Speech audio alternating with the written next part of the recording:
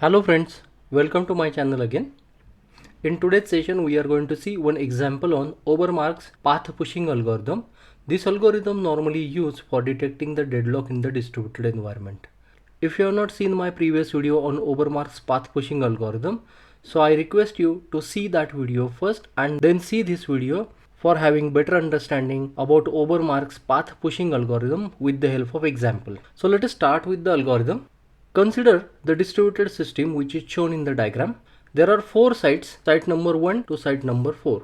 Every site contains some transactions. If you observe, at site number 1 transaction A is there which is dependent on transaction B and transaction B is dependent on transaction C. But if you observe carefully, then transaction C is dependent on some external transaction and some external transaction is dependent on transaction A.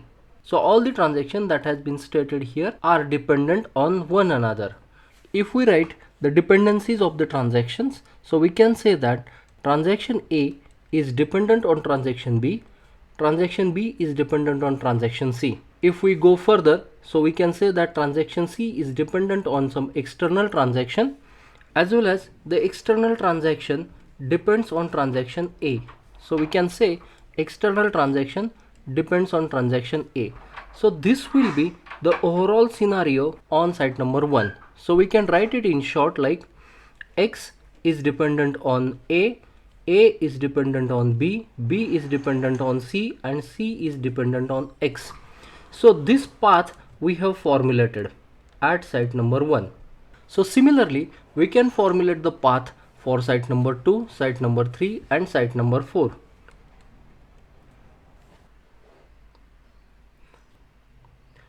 Obermarcks algorithm is path pushing algorithm. It will push the path from one side to another side to detect the deadlock. So let us go with iteration number 1. In iteration 1, S1 will push path to S2 and the path will be X for external side, A for transaction A, transaction B, transaction C and transaction C again depends on the external transaction X. In second case, from site number 2 to site number 3, the path will be pushed like X is showing the external transaction depends on D depends on E depends on F and F depends on the external transaction. So X is there. So this path will be pushed from S2 to S3.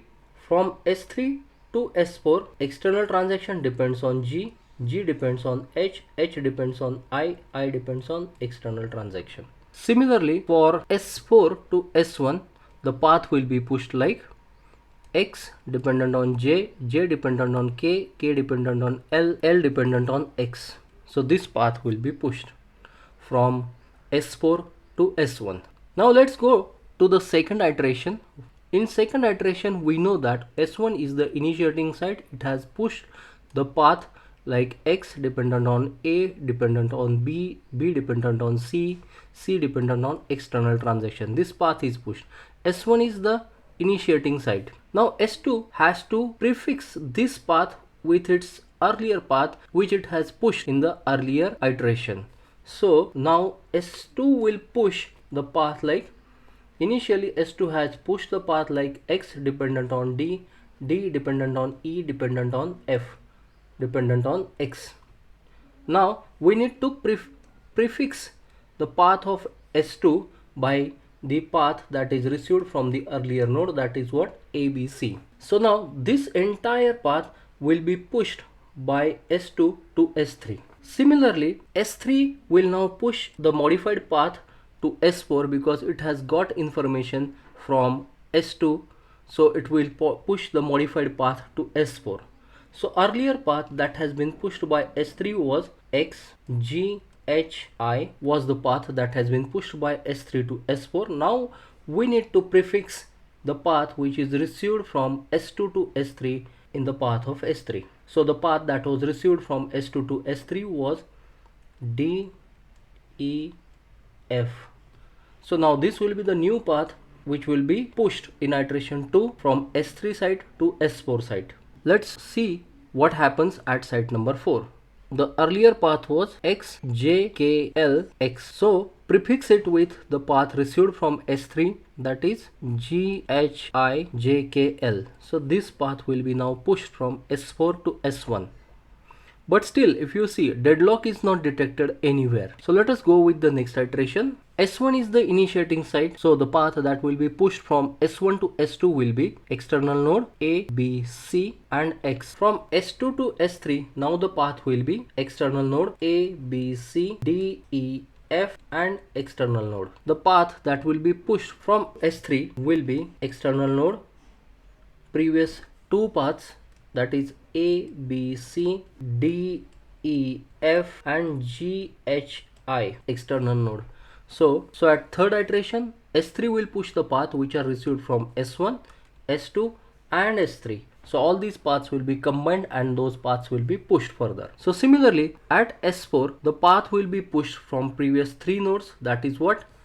External node, then previous three nodes, that is S2, S3 and S4, that is what? External node, then D, E, F, next will be G, H, I, next will be J, K, L and external node. So this path will be pushed to S1 node. Still, we can say that from this path we are not able to detect any deadlock or cycle.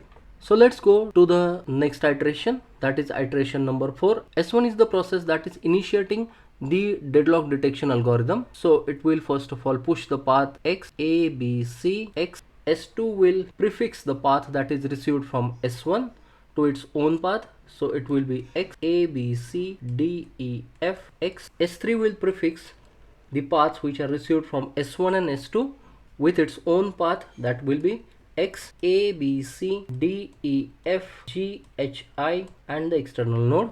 And S4 will now prefix the paths that are received from S1, S2, S3 in front of its own path, that will be the path received from S1, S2, S3 will be prefixed. So it will be A, B, C, D, E, F, G, H, I and J, K, L. L is dependent on external node. So this will be the path. Now this path will be pushed to site number 1. When site number 1 will receive this path, then site number will see the initial transaction was A and the transaction that is receiving this path is again A. So both transactions, that is transaction A which was there at the start of the path and which is receiving the path, so is same.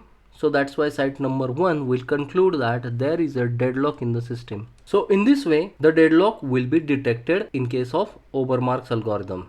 So let's summarize the Obermarcks algorithm. Obermarcks algorithm will be used across the multiple sites for detecting the deadlock in the distributed environment. The deadlock detection is done on the basis of path pushing. So in this case, all the transactions residing at various sites were dependent on each other. So that's why we have pushed the path and ultimately the path is reached to site number 1 after 4 iterations. So with this, site number 1 come to know that the starting transaction and the ending transaction is same, and with the help of that, site number 1 could guess that there is a deadlock in the system. So this is what the Obermarcks path pushing algorithm. I tried to explain this algorithm with the help of example. So hope that you might have liked it. If you have liked this video, kindly press the like button, share it with your friends and subscribe to my channel. Thank you.